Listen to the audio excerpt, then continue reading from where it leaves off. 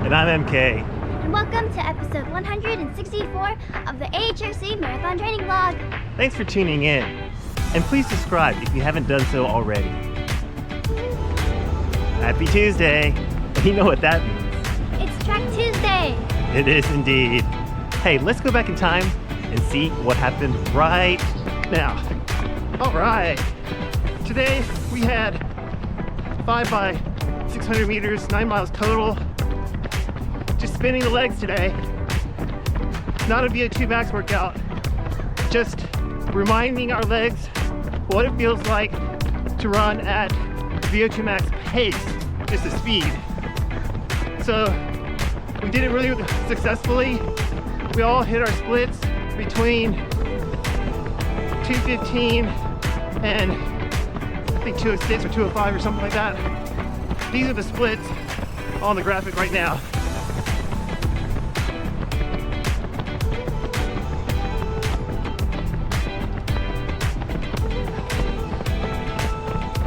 Brian and I did 6 reps so that Haven could get an extra rest interval, and then I did another 400 with Haven, and these are those 2 splits.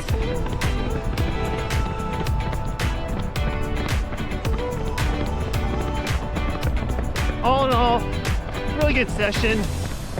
Nothing really super hard or anything.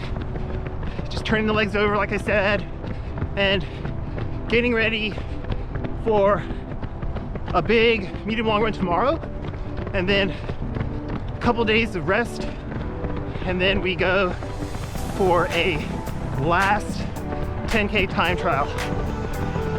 This is it, last one before Long Beach Marathon.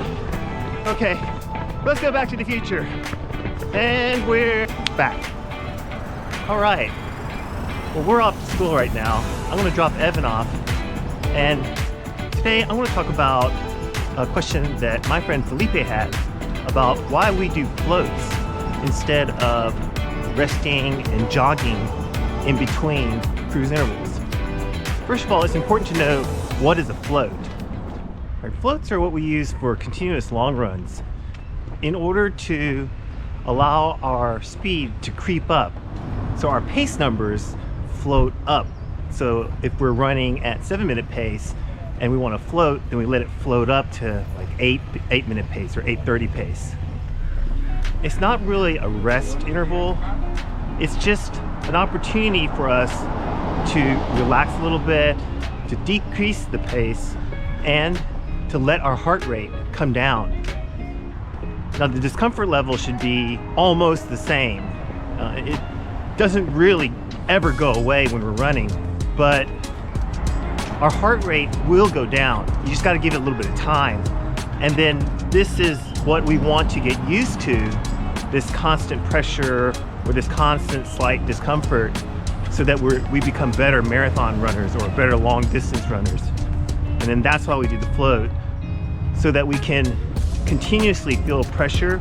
However, we control heart rate to a point where we don't build up too much lactate, we don't go to the well too much, so that we can't continue our training on a daily basis, so that we don't have to take several days of rest and recovery in order to get back our legs.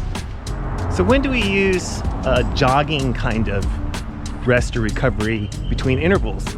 We typically do repetitions between 50 meters and 300 meters.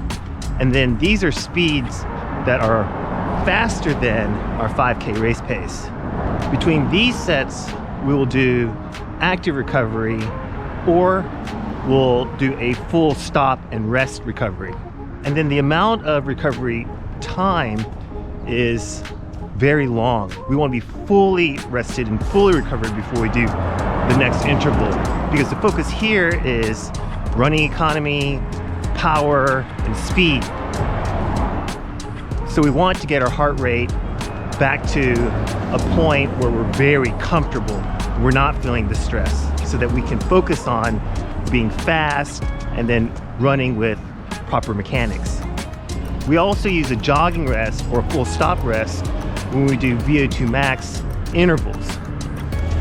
And VO2 max intervals are intervals between 400 meters and 1600 meters. And then for VO2 max intervals, we won't stop and rest so that we're fully recovered, but we'll rest just enough so that our heart rate comes down to at around easy pace effort level. Now, some coaches recommend that you do active recovery in between speed intervals and VO2 max intervals. And then other coaches tell you just to stop and rest. I'm a proponent of active recovery because Jack Daniels did a study on NCAA Division I swimmers, and they did a VO2 max workout in the pool, and they had half of the athletes swim lightly in between intervals, and the other half rested at the end of the pool. They took lactate levels of each of the swimmers, and they found that the swimmers who were swimming lightly in between intervals had lower levels of lactate buildup. So we know that doing active recovery, like gentle jogging or light swimming, helps to clear lactate that's building up in the muscle. So I'm a big proponent of using active recovery, light jogging, in between VO2 max intervals and speed intervals.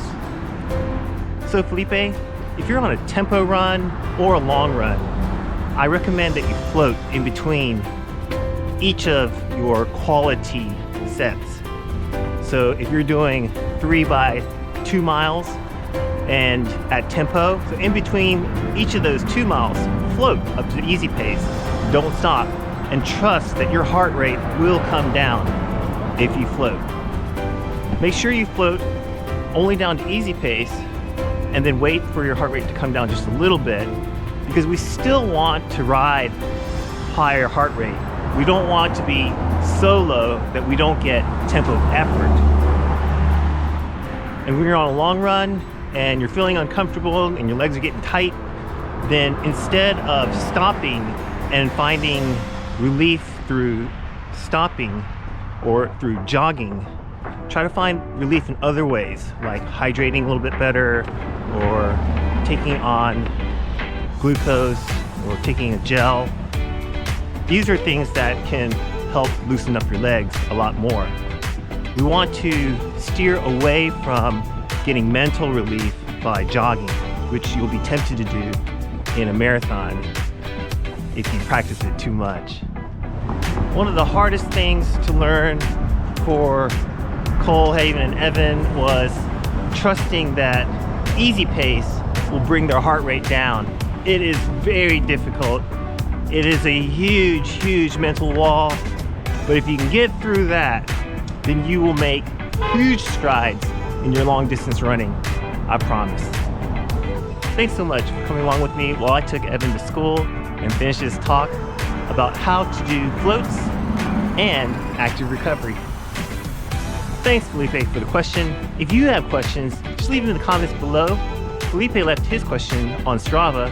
You can follow me on Strava by searching for Michael Kim at AHRC. And don't forget to send in video clips of where you run to our email at allheartrc@gmail.com. What a great looking day. I hope you have a good day and a meaningful run. We'll see you in the next one. Bye now.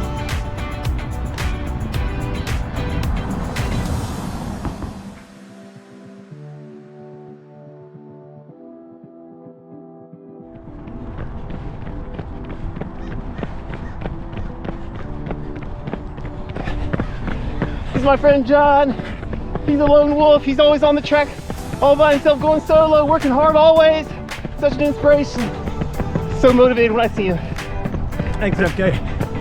Good to see you guys this morning. All right, off to the next one. Okay, let's go. Let's go, let's go, let's go.